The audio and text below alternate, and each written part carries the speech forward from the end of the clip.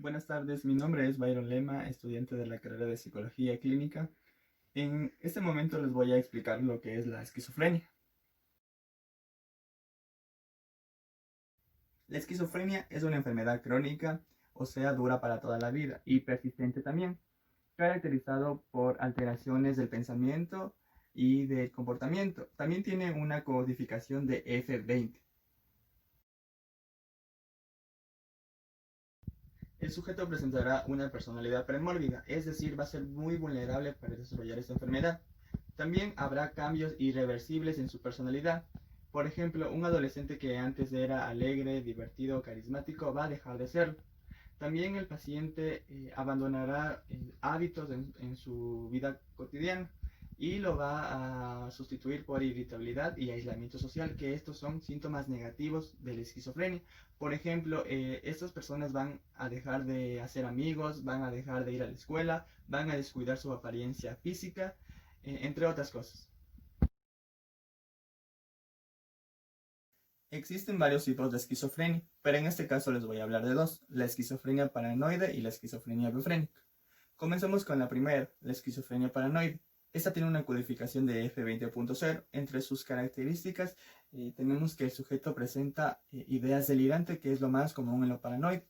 También existe sintomatología positiva, o sea, alucinaciones y delirios. Las alucinaciones auditivas son las más comunes y los delirios telotípicos de autorreferencia o de persecución. También su inicio es tardío en comparación a otros subtipos. Para que sea diagnosticado tiene que tener al menos un síntoma de G1.1 y dos de G1.2. Tampoco va a predominar la sintomatología negativa. Otros síntomas asociados a esta enfermedad son la ansiedad, la ira y la tendencia a discutir. En el siguiente ejemplo he puesto dos síntomas de G1.1 y tres de G1.2. En G1.1 tenemos al robo del pensamiento y a las alucinaciones somáticas. El robo del pensamiento es aquella creencia que tiene el paciente que dice que alguien le ha robado sus ideas o pensamientos y es por eso que él no puede pensar.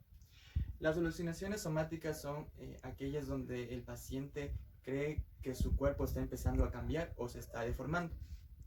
Las alucinaciones imperativas son aquellas voces que el sujeto experimenta y estas a la vez le dan órdenes. Los delirios de persecución son creencias que el sujeto piensa que alguien le atormenta, alguien le está siguiendo o alguien le está espiando. Y los delirios celotípicos, donde el sujeto cree que su pareja tal vez le está siendo infiel, le está engañando con alguien. Continuando con el siguiente tipo de esquizofrenia, ahora con una codificación de F20.1, la esquizofrenia hebefrénica o también conocida como esquizofrenia desorganizada. Se la conoce así porque tanto su pensamiento, su lenguaje y su comportamiento va a ser desorganizado. Entre sus principales características tenemos que esta va a empezar en la adolescencia de los 10 años en adelante y en la adultez breve. Esta esquizofrenia es grave ya que la mayoría de síntomas son negativos. ¿Y a qué se refiere con sintomatología negativa? A que va a restar personalidad en el paciente. También el paciente va a tener un humor inapropiado en el lugar en donde se encuentra.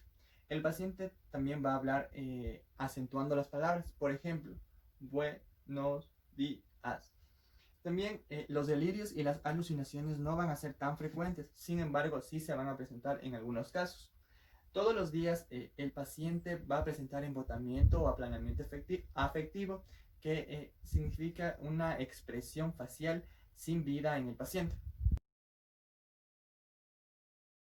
En el siguiente ejemplo de la esquizofrenia hebefrénica he puesto un síntoma de G1.1 y 4 de G1.2.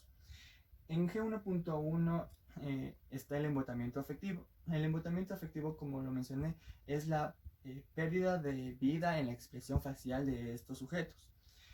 También he puesto la incoherencia. La incoherencia es decir palabras o frases sin sentido.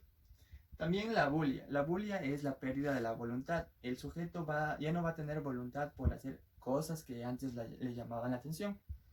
En el aislamiento social, aquí el sujeto ya no va a querer salir con sus amigos, ya no va a querer salir ni siquiera a la calle, no va a querer ir ni al colegio.